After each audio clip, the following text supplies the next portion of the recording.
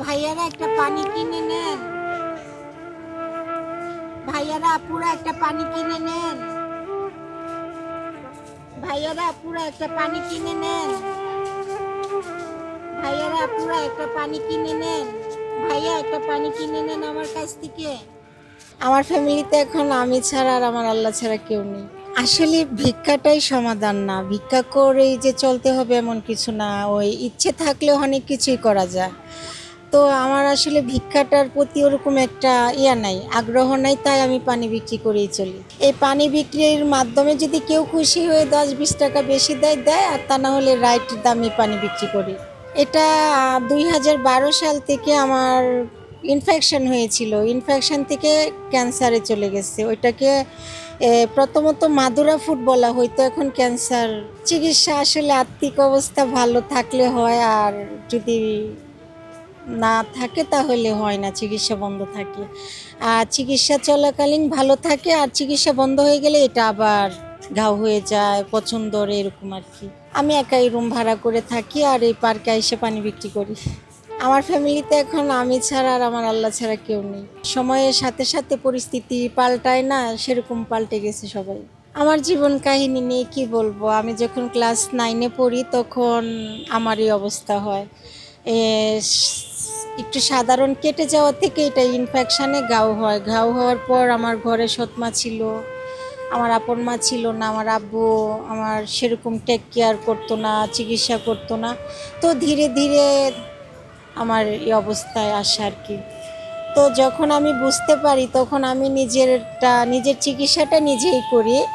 কিন্তু আমার ফ্যামিলি থেকে আমার বাবার ইচ্ছে ছিল আমি ভিক্ষা করব। হ্যাঁ, আমাকে দিয়ে সে বিজনেস করবে, কিন্তু আমার ভিক্ষার প্রতি একটা ছিল, ধিক্কার ছিল যে আমি ভিক্ষা করব কেন, তার সন্তান হিসাবে যদি আমার কখনো ভিক্ষা করা লাগে সে বেঁচে থাকতে করব না। কিন্তু পরিস্থিতি এমন একটা পর্যায়ে এসে দাঁড়াইলো যে আমি ভিক্ষায় না আসলে সে আমার খাবার দাবার একটু যেটি বন্ধ করে দেয়। তারপর আমি বাধ্যতামূলক রাস্তায় বের হয়ে আসছি, আসার পর কিছু তো একটা করতেই হবে। তো তখন মানুষের কাছ থেকে এই পার্কে এসেই চাইতাম। তো পার্কে এসেই চাইতাম, দেখতাম মানুষ পানি বিক্রি করে। তো আমিও প্রথমত কে এনে দেবে, কে করবে, সেরকম একটা সাহস পেতাম না। তো আস্তে আস্তে নিজেই অল্প অল্প করে আনতাম। এখন মনে করেন আমি না আনতে পারলেও কাউকে বললে এনে দেয়, বা কাউকে 20 টাকা দিলে এনে দেয়। হ্যাঁ, এভাবে এখন আমি পানি বিক্রি করা শুরু করছি। আমার আম্মু নেই, আমার যে আম্মু সে আমাকে 7 বছর বয়সে রেখেই চলে গেছে। আর আমার আব্বুর ব্যাকগ্রাউন্ডটা একটু খারাপ ছিল, সে বলতে পারেন যে অন্য নারীদের প্রতি একটু ছিল, সেই জন্যই আমার আম্মু আমাদেরকে রেখে চলে গিয়েছিল। কিছুদিন আগে মাঝখানে কথা হয়েছিল, কিন্তু আমার যে তার সুখ দিকে চলে গেছে, তারপর তার সাথে আর যোগাযোগ করার মতো আগ্রহ বা কোনো ইচ্ছে আমার ভিতরে আসে না। নির্যাতিত বলতে গেলে নির্যাতিত প্রায়ই হতাম, মানসিক শারীরিক দুইটাই হতাম। যার ঘরে মা থাকে না, সৎমা থাকে, তখন বুঝতেই তো পারেন, বাবা যতই আপন হোক সৎমা ঘরে থাকলে সে কখনোই আপন হয় না। তো ওই নির্যাতনের কথাটা বলতে গেলে আমি আজ নির্যাতনের কারণে আমার এই অবস্থা। তা সে যদি আমার টেক কেয়ার করতো, আমার চিকিৎসা করতো, তাহলে আজকে আমার এই পর্যায়ে আসা লাগতো না। সময় মতো আমার চিকিৎসাটা হইলে আমি হয়তো ভালো একটা স্টুডেন্ট হয়ে দাঁড়াতাম, বা আমার কেরিয়ারটা আমার মতো গড়তে পারতাম। আজ আমার এটা 2025 সাল, 12 সাল থেকে যদি হয়ে থাকে 13 বছর, তো আমি তখন ক্লাস 9-এ পড়তাম। এখন আমি কোথায় থাকতাম? আমি যদি সেই শিক্ষাটা ধরে রাখতাম তাহলে আমি এখন অনেক দূর এগিয়ে থাকতাম, বা আমার কিছু একটা করে খাওয়ার স্বাবলম্বী। কিন্তু তারা আমাকে সেটা করতে দেয়নি। আমি যখন পঙ্গু হয়েছি তখন আমি বলছিলাম যে আমি লেখাপড়াটা চালায় যাই, আমি না হয় 3 বেলার মধ্যে 1 বেলা খাবো। কিন্তু আমার বাবা সেটা অ্যালাউ করে নাই। সে প্রায় আমাকে বাধ্য করছে তাদের কাছ থেকে সরে আসার জন্য।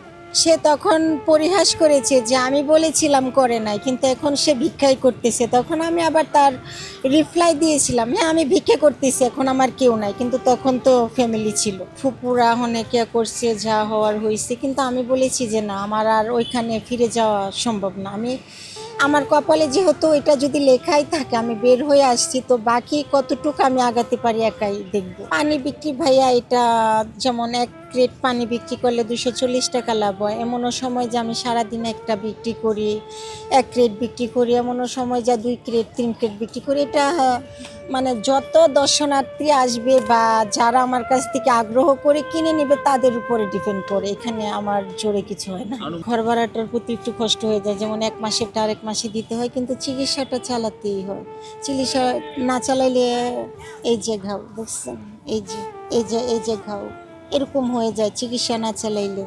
একটা ক্যাপসুলের দাম 75 টাকা, 4 বেলা 4টা ক্যাপসুল লাগে, তার সাথে অ্যান্টিবায়োটিক লাগে, গ্যাস্ট্রিকের লাগে, আর ড্রেসিংয়ের তো থাকে।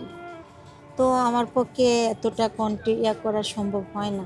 আমাদের ওইখানে বর্ষাকালে পানি জমা হইতো রাস্তা। থানা জেলা কিশোরগঞ্জ।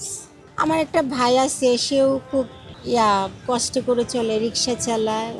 ওদের সাথেও আমি সেরকম একটা করিনি।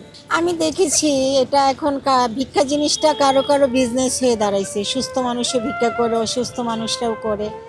কিন্তু আমি তাদের উদ্দেশ্যেই বলবো তারা যেন এটা না করে। তাদের জন্য আমাদের মতো অসুস্থ মানুষরাও এখন অবহেলিত, তাদের কেউ দিতে চায় না, তাদের অত্যাচারে।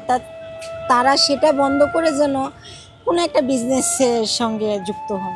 কিছুদিন আগেও একটা প্রতিবেদন নিয়েছিল, কিন্তু আমাকে এরকম সাহায্য থেকে ব্যাড কমেন্ট বেশি আসে, বাজে কমেন্ট আসে, বা কি বলবো, ওইটা আশা করি বলে বোঝাতে হবে না। ব্যাড কমেন্ট আসে, যেমন আমি একজন থার্ড জেন্ডার, তৃতীয় লিঙ্গের মানুষ, তাদের এনজয় শারীরিক এগুলোই আসে মানে তারা সরাসরি আমাকে করে বসে। আমি আসলে একটু সাহায্যের জন্য, বা তারাও আপনাদের মতো এগিয়ে এসেছিল, কিন্তু তারা আমার সাথে এরকম করেছে। তারপরেও যদি কেউ এগিয়ে আসে, সেরকম মন মানসিকতার যদি কেউ থাকে, তাহলে যেন তারা যোগাযোগ করে, এছাড়া যেন। আমি এমন একজন মানুষের পাশে বসে আছি যিনি চাইলেই কিন্তু ভিক্ষাবৃত্তিতে জড়িয়ে পড়তে পারতেন। আমার পাশেই আছেন শাহিনুর আপা, যার হাতে এবং পায়ে ক্যান্সারের ঘা। তিনি চাইলেই ভিক্ষা করতে পারতেন, সাধারণ মানুষের কাছে হাত পাততে পারতেন, কিন্তু সেটা না করে তিনি পানি বিক্রি করে তার নিজের জীবন এবং চিকিৎসা চালিয়ে যাচ্ছে। আমার এই ভিডিওর মাধ্যমে যদি কারো সহানুভূতি হয় ওনাকে সাহায্য করার জন্য, আপনারা এগিয়ে আসবেন। জাতীয় সংসদ ভবনের অপোজিটে জিয়া উদ্যানে ওনাকে পাবেন। যারা যারা ওনাকে সাহায্য করতে চান অবশ্যই ওনার সাথে যোগাযোগ করার চেষ্টা করবেন। আমরা মানুষের জন্য, জীবন জীবিকার জন্য, কারো ফ্যামিলিতে যেন এরকম অবহেলিত শাহিনুর জন্ম না হয়, সেই প্রত্যাশা ব্যক্ত করেই আমি সোহেল রানা, ঢাকা প্রেস, ঢাকা।